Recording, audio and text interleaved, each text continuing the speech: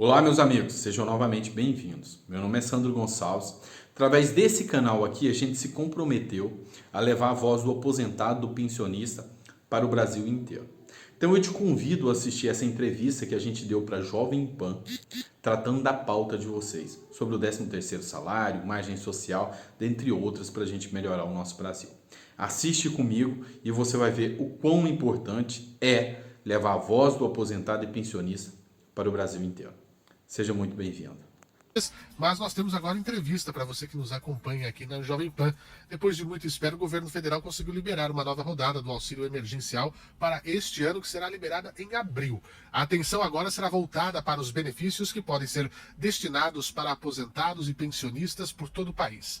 Nós vamos conversar agora com o advogado Sandro Lúcio Gonçalves sobre margem social e também o 14º para aposentados e pensionistas. Doutor Sandro já está conosco aqui ao vivo, falando conosco na Jovem Pan. 11 horas e 2 minutos nesse momento. Olha, o doutor Sandro tem uma estrutura para quem acompanha a gente aí com imagens. O senhor faz podcast, faz vídeos também. Doutor, bem-vindo, boa noite. Sim, tudo bem, Fernando? É uma honra estar aqui novamente com você. A gente tem um trabalho que a gente já faz pela internet e a nossa pauta é lutar pelo aposentado, pensionista, por pautas em favor do Brasil, não só pelo aposentado pensionista, são vários projetos. E a gente começou a fazer essa divulgação e esse trabalho através do YouTube. Hoje a gente é um grupo de canais, né? Somos alguns amigos, tem um jornalista, o Milton Antunes, um empresário, o Felipe Brito, tem um outro amigo que também é empresário, o João Adolfo. Então hoje juntos a gente tem mais de 2 milhões de inscritos. E a gente faz esse trabalho pelo YouTube e a gente tem uma estrutura, a gente faz podcasts, a gente faz lives diárias e a gente tem um bom acesso a esse público, graças a Deus. E já é um trabalho bacana e que precisa realmente ser divulgado, né, por conta justamente disso. São pessoas que às vezes não têm por onde procurar, não é? Informações, às vezes encontram uma certa dificuldade, mas está ali, está no YouTube, gosta de navegar, enfim, e o conhecimento é algo que a gente ganha e nunca é tirado, né? Conhecimento nunca decresce, pelo contrário, a gente só aumenta a nossa capacidade. Isso é muito bacana. Parabéns pela iniciativa aí aos amigos, aos colegas que estão fazendo a diferença dentro dos seus setores. Doutor Sandro, como é que fica essa questão com a liberação aí dessa nova rodada de auxílio emergencial para os próximos dias, né? Já na virada do mês que estamos passando agora, nesse dia, estamos no dia 1º de abril. O que o aposentado e o pensionista precisa saber? Tem também essa questão da margem, do consignado. Quais são as novidades para esse público? Quero ouvi-lo, doutor. Fernando, primeiramente nós vamos falar sobre a questão do 13º salário. O governo, no início do ano, em fevereiro, ele havia anunciado o adiantamento do 13º salário. A grande questão é que seriam 50 bilhões injetados na economia.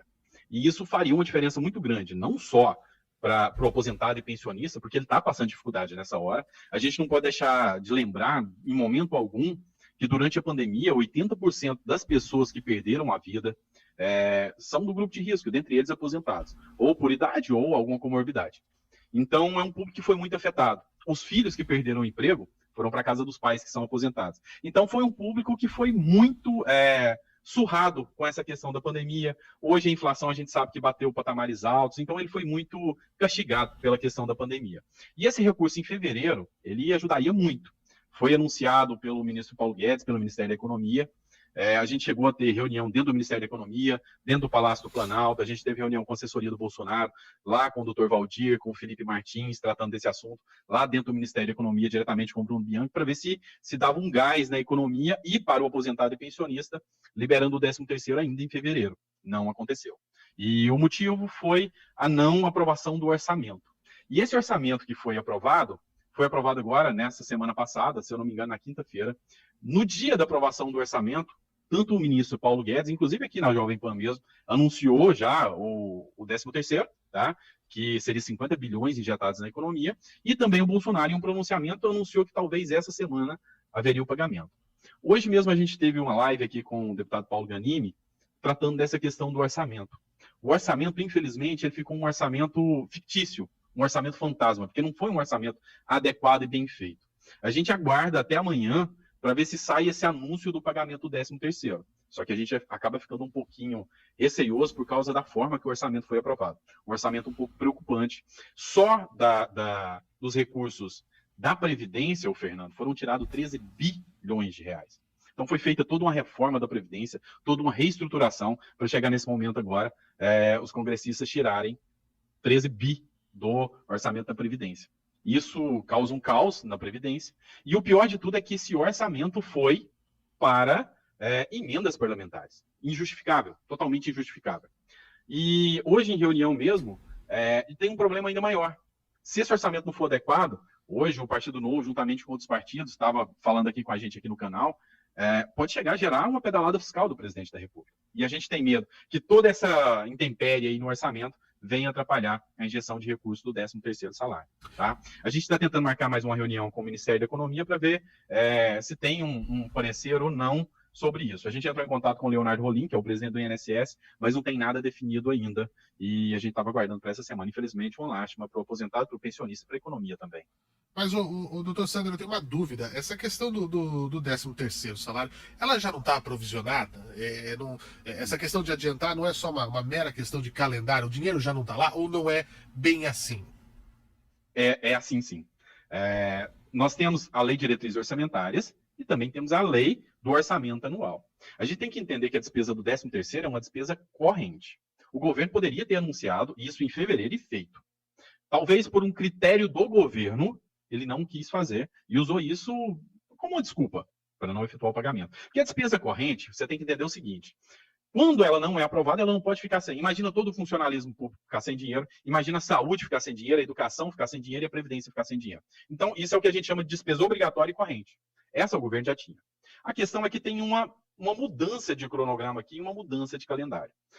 Quando a gente conversou, até foi com o Felipe Martins, lá no Palácio do Planalto, que deu a orientação jurídica quanto a isso. Ele ficou receioso disso dar uma conotação de pedalada, tá?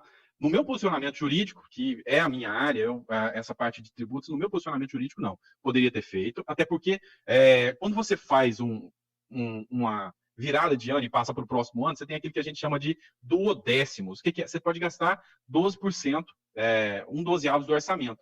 E vamos lembrar que o orçamento é trilionário. O Brasil é um país continental. Então, dava para pagar esses valores do 13º, com certeza. Tanto é que uma coisa que me incomoda é que o auxílio emergencial, o orçamento não vai travar. E olha que nem era uma despesa obrigatória. Tá? E não vai travar. Então, assim, a gente fica um pouco chateado com esse posicionamento do ministro Paulo Guedes. Não vou negar para você. Mas a gente está tentando criar a melhor solução, o melhor meio para isso ser pago. A gente realmente entende que poderia ser pago e a gente está tentando ajudar da forma que a gente pode. A gente é só cidadão, a gente não tem nada de ligação com o poder público, mas a gente é como que a gente pode dizer aqui, uma espécie de uma auditoria cidadã. A gente faz essa participação junto ao governo para que boas medidas sejam tomadas. Inclusive, quando você citou a questão da margem social, essa é uma outra pauta que a gente tem em prol dos aposentados e pensionistas para ajudar. É um projeto de minha autoria, foi repassado a parlamentares, tá, lá no Congresso. Aqui o que a gente faz no nosso canal é o seguinte: a gente cria projetos de lei de graça e oferece para os deputados e senadores. Eu, na condição de advogado, eu crio projetos, são mais de 12 projetos nesse ano que a gente preparou e apresentou para parlamentares sem cobrar nenhum centavo, e a gente fomenta. Inclusive, o 14º salário foi um que a gente criou no ano passado e foi um dos mais comentados, como se diz, esteve nos top trends, né? E essa margem social, ela trata do seguinte: como não foi liberado um auxílio emergencial sequer para o aposentado e pensionista, eu me baseei num projeto já existente do senador Eduardo Girão. É um projeto que libera uma linha de crédito para profissionais liberais. Eu, como advogado, eu posso pegar essa linha de crédito, um engenheiro, um contador, e a segurança desse crédito nem é tão grande para o banco. Só que a taxa de juros é de 5% ao ano, uma taxa muito boa. Então, a gente criou esse projeto da margem social para o aposentado e pensionista, libera até 20 mil por aposentado, pensionista e para os servidores também. Seria bilhões injetados na economia, só que não com a conotação do auxílio emergencial. Porque o auxílio emergencial é você fazer uma transferência de renda, pegar dos cofres públicos e injetar no cidadão, mas sem uma contrapartida. É uma espécie de doação do governo para o cidadão, embora o dinheiro seja do próprio cidadão, né? Que é oriundo de tributos. Mas não tem contrapartida. Já essa margem social seria uma espécie de empréstimo, meio margem social, por causa da limitação dos juros, seria um empréstimo para fomentar a economia, com taxa de 5%, sem incidência de IOF, sem a possibilidade de liberar novos novos encargos sobre esse tipo de contrato, com uma taxa de juros de 5% ao ano. Para você entender, tem o consignado já, que é uma linha de crédito para o aposentado, que tem uma segurança quase que 100%. A taxa média máxima, né, do consignado hoje liberado por lei é 1,82, tá? O que daria quase 24% ao ano.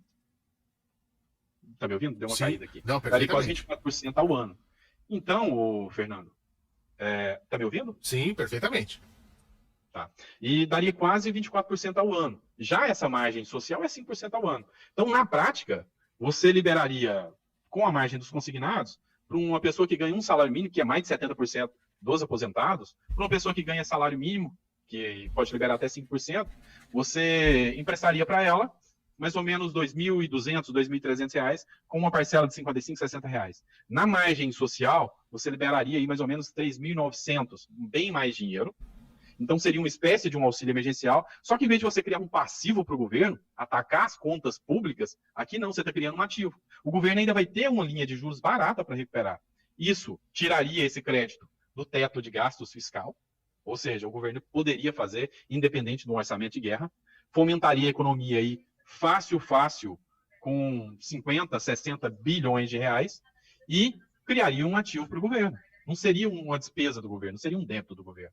Então, é um projeto que teve uma boa aceitação e a gente está tentando chegar à base do governo para ter o apoio desse projeto. A gente ganhou o apoio de alguns parlamentares, a gente ganhou o apoio do Partido Novo, a gente ganhou o apoio do Luiz Miranda, do capitão Alberto Neto, que é vice-líder do governo, e a gente está trabalhando aos poucos. A gente sabe que para aprovar uma lei não é fácil. A gente acabou de aprovar agora a da margem dos consignados, foi um trabalho árduo que a gente fez, a gente fomentou isso muito. A gente teve milhões e milhões de visualizações na internet, a gente foi para Brasília, a gente bateu de porta em porta, pedindo apoio dos deputados e senadores. A gente assinou uma petição, Fernando, que a gente contou com o apoio de 10 líderes, o que equivale a 18 partidos, e 411 deputados, para a gente poder aprovar esse MP 1006, que hoje se transformou na Lei 14.131, que é essa da margem. Mas a margem ainda não é o que a gente esperava. A margem social seria um alívio agora para o aposentado, para o pensionista, para o servidor e para a economia. Qualquer comerciante que você conversa e apresenta a questão da margem social, recurso da economia, hoje ele vai estar feliz, porque a situação do país, com essa pandemia, com os lockdowns da vida que estão acontecendo aí, está caótico, Fernando. Não, isso não tem a dúvida. Eu acho que esse é o caminho mesmo, doutor. Tem que pensar em alternativas, em soluções, dando garantia, tanto para o governo, para poder fazer, obviamente, essas situações, porque quando a gente fala em aposentados e pensionistas, em boa parte a gente fala da Previdência Social, fala de governo, e também para os próprios aposentados e pensionistas, que às vezes não tem o entendimento, não tem quem possa ajudar, não tem, enfim, de fazer a coisa mais clara, mais simples, né, para que consigam ter isso e dentro de margens factíveis que não vai causar o endividamento, né, já que a gente sabe que seria um valor importante, né, na casa dos bilhões na injeção da economia, porque o idoso, né, o aposentado, o pensionista, muitas vezes todo o dinheiro dele vai para o consumo mesmo, né? É para despesas de consumo. Nós estamos falando, e desde questões lamentáveis, temos que falar, né? É farmácia, né? É um plano de saúde, é um supermercado, é um aluguel, às vezes ajuda, inclusive, até mesmo um filho, um neto, uma pessoa ali que está precisando. O aposentado é um guerreiro, é um forte, né? Que já contribuiu tanto na vida, merecia ter um olhar privilegiado em algumas situações. Mas vamos continuar acompanhando isso de perto, doutor Sandro. Volte aqui sempre que quiser e, por favor, deixe aí o seu canal para que as pessoas possam também acompanhar o trabalho e contem sempre conosco aqui na Jovem Pan. Com certeza, Fernando, você falou tudo. Precisa de um olhar especial, principalmente nesse momento. Fernando, meu canal é Dr. Sandro Gonçalves, tá? Você vai me achar no YouTube, a gente está no Instagram também. E tem vários projetos que a gente briga aqui para ser aprovado. A gente realmente participa do processo legislativo mesmo como cidadão. Um projeto que até num futuro, se a gente puder falar, Fernando, eu queria tratar contigo sobre a PEC da pauta popular. O povo tem que ter o direito de escolher o que entra em votação lá no Congresso Nacional. E a gente propôs uma PEC. Esse projeto eu dei para o senador Jorge Cajuru, que abraçou a pauta, tá? E se baseia no seguinte: se a gente colher 150 mil assinaturas para um projeto de lei, assim como existe com a iniciativa popular, que você colhe 1,5 milhão para propor um projeto, nessa não. Você colhe as assinaturas para que um projeto entre em pauta. Seria a solução para a gente, para o fim do foro privilegiado, prisão em segunda instância. Hoje, todo o poder ele fica direcionado nas mãos do presidente da Câmara ou do Senado. Eles têm o poder de definir o que vira lei ou não. Então, a gente quer mudar isso. Então, no futuro, se a gente puder falar dessa PEC da pauta popular, eu já me convido, né, de certa forma, mas é porque é uma pauta muito importante, tá, Fernando? Obrigado pelo espaço que você abriu aqui para a gente falar dos aposentados. Se tornou o destino da minha vida defender essas classes que eu vejo que necessitam, tá? Nunca tiveram voz, infelizmente, mas as redes sociais estão começando a se levantar. Hoje existem vários canais do YouTube que trazem a voz para eles e dizer que realmente eles precisam nessa hora e que o trabalho que vocês fazem aqui, trazendo essa voz dos aposentados, é louvável. Muito obrigado, Fernando. Olha, ainda me surgiu uma outra pergunta, eu quero que volte aqui para falar sobre essa questão da pauta, obviamente, mas uma mensagem que eu gostaria que você deixasse, doutor, para os aposentados que nos ouvem. Eu sei que nós temos uma audiência muito grande com esse público nesse momento, ao vivo para todo o Brasil, 11 horas e 19 minutos,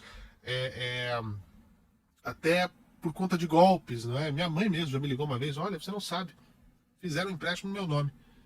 Né, vi que veio descontado algo que eu não pedi, né? Então, o que a gente pode falar de atenção, cuidados, né? Porque quando a gente fala que há uma vulnerabilidade às vezes desse público, há uma vulnerabilidade até nesse sentido criminoso, né? De pessoas que usam lamentavelmente do idoso para poder fazer crimes mesmo, né? Nós estamos falando de crimes de estelionato, né, que a gente acompanha. O que a gente pode dar de dicas para finalizar esse nosso papo aí a respeito dessa situação, para que a gente não possa, obviamente, ver casos e casos, temos tantos aqui, não é? Fernando, eles aproveitam do idoso devido até a uma certa carência que o idoso tem. O idoso ele é muito educado. Então, geralmente, a pessoa que liga, ela tem as técnicas, ela tem as artimanhas de passar credibilidade. Não são pessoas sem credibilidade que ligam. São pessoas que entendem do assunto, entendem do consignado e ela tenta colher os dados dos idosos. O último golpe que eles estão usando agora é sobre a prova de vida. Todo ano, o idoso tem que fazer a prova de vida, mostrar que está vivo, para o benefício continuar ativo. O que eles fazem? Eles mandam mensagem ou eles ligam, falando que é do INSS, para a pessoa confirmar os dados ali por telefone. E o idoso, na sua inocência, em alguns momentos ele acaba passando, ele realmente acredita que é o INSS. Então, algumas informações têm que ser ditas. Primeiro, o INSS tem os meios de comunicação dele, e geralmente o INSS se comunica por carta, tá? Então, dificilmente o INSS vai te passar mensagem de WhatsApp, dificilmente o INSS vai te ligar. Até porque ele não tem uma estrutura física para estar ligando para idosos, tá? Para estar ligando para os aposentados. Ele vai te mandar carta. Então, toda vez que você receber uma ligação e falar que é do INSS, já estranhe, não é normal o INSS ligar para ninguém. Esse é o primeiro ponto. E quando eles colhem esses dados, o tradicional golpe é fazer empréstimos no nome da pessoa. Quando aconteceu o aumento da margem com a edição da MP no ano passado, várias pessoas tiveram sua margem roubada. Nesse caso, se houver um empréstimo feito em seu nome, sem a devida anuência, o banco está equivocado, o banco está errado. Porque o banco tem que confirmar se a documentação, se o beneficiário é realmente você. Se um terceiro faz em seu nome, é uma falha na segurança da instituição financeira. Então, nesse caso, o ideal é você procurar um advogado, pode procurar o PROCON da sua cidade, a Defensoria Pública, e nesse caso, quando não cai dinheiro na sua conta e começam a descontar do seu benefício, dá ensejo aos danos morais, sim. Tira parte da sua subsistência e do seu recurso. Agora tem um golpe também, Fernando, que é quando cai o dinheiro na conta e começa a descontar, ou seja, um empréstimo não solicitado. Aí, nesse caso, você não pode pegar o empréstimo. Não pegue o empréstimo, ligue para a instituição e peça a devolução, tá, dos valores. Se essa instituição se recusar ou se negar, tem uma ação que se chama consignação em pagamento. Você vai procurar a Defensoria, o PROCON ou o seu advogado de confiança e vai pedir para que deposite aquele dinheiro em juízo. O próprio juiz vai notificar o banco para que resgate o dinheiro lá e cessem os descontos. Mas caiu o dinheiro na conta, não é golpe, é golpe. Porque ele tolhiu o seu direito de escolha. Geralmente o cara que tem a capacidade, ou a instituição que tem a capacidade de depositar dinheiro na sua conta, ela não vai estar preocupada em te dar uma melhor taxa de juros, ela não está preocupada em te dar algum benefício bom. Ela, lógico que ela vai trazer taxas de juros exorbitantes, ela não vai se preocupar com o seu direito, ela simplesmente vai querer te prejudicar. Ela está fazendo um empréstimo ali sem te dar a liberdade de escolha. Isso fere o Código de Defesa do Consumidor com toda certeza. Então, se caiu dinheiro na sua conta, não use esse dinheiro, porque a partir do momento que você usa esse dinheiro, é difícil você mostrar para o juiz que você não anuiu, tá? É aquele famoso quem cala consente, nesse caso a justiça entende assim.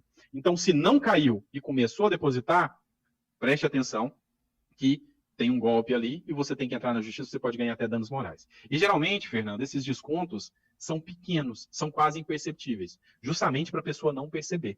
O ideal é que você sempre esteja consultando o seu extrato ali no aplicativo Meu INSS para ver quanto é que eles estão descontando do valor dos seus benefícios. Aí sim você vai estar vendo o valor, geralmente são valores ínfimos, 16, 20, 25, no máximo R$ 30, porque às vezes passa imperceptível. E quando você vai perceber que esse desconto está acontecendo, já passou 2, 3, 4 anos que esse desconto está acontecendo. Então, você acaba sendo lesado por não prestar atenção no seu extrato de benefício.